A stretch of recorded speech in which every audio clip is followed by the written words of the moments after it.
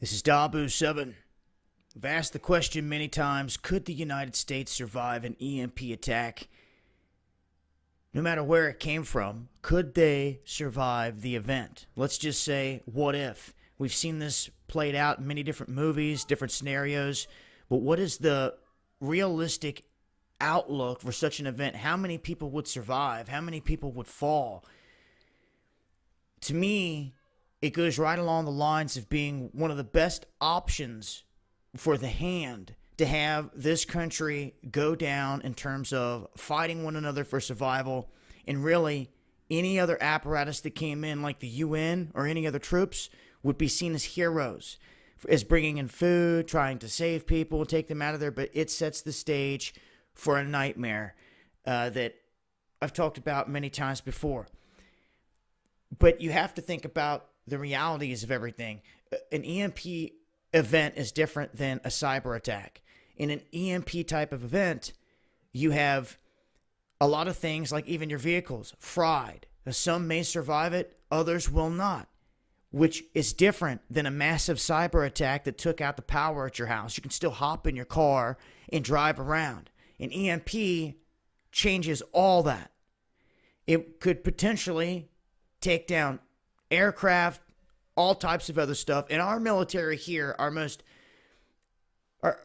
advanced places are supposedly secure from anything like this happening. So the movie Amerigeddon kind of demonstrated this well in showing the lights going out, and then all of a sudden the U.S. military pulling out all these older vehicles like they knew this was coming. And when the National Guard and troops started to raise questions, that's when it got ugly. That's a movie worth checking out, Amerigeddon. Just the theme, the storyline alone. And in it, the tide turns and you see our troops wake up and ride for the people. I think that's probably the most amazing thing in it all. And it's a hope that I hope comes true. It's our troops. I'm hoping that if the day was to come, that they see, what is behind this whole thing. Because like I said before, there's been a satellite going over our country, a shining star satellite this whole time that no one seems to care to shoot down. Meaning that if something happens, well, they knew it was there the whole time here on this world stage. I've said it over and over again. When the lights go out in this country, and who knows, your emergency radio could be trying to say, oh, it was from,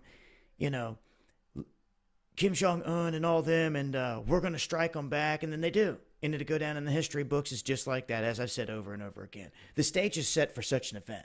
But the question is, could we survive? What level of surviving? If an EMP did hit, it wouldn't just stop at the borders of Mexico and Canada. Our neighbors would feel the wrath too. So borders would be kind of out the window, in my opinion. And it's a dangerous point in time because that is also when another military apparatus here on this world stage could swoop in, planned. So, to really talk about surviving this, I think you have to go into greater detail of the survival aspect. Could we survive it? That's the big question. I think small pockets that are prepared could. The majority will not. We've got to try to change that. We've got to get our numbers up. And I think what I'll do is I'm going to hone in on some of the survival tactics for surviving an EMP attack specifically from here. So stay tuned for more information geared toward that. And I'm going to leave a link here. And also make sure to follow me on Twitter for the latest updates. It's been Dabu7. Much love.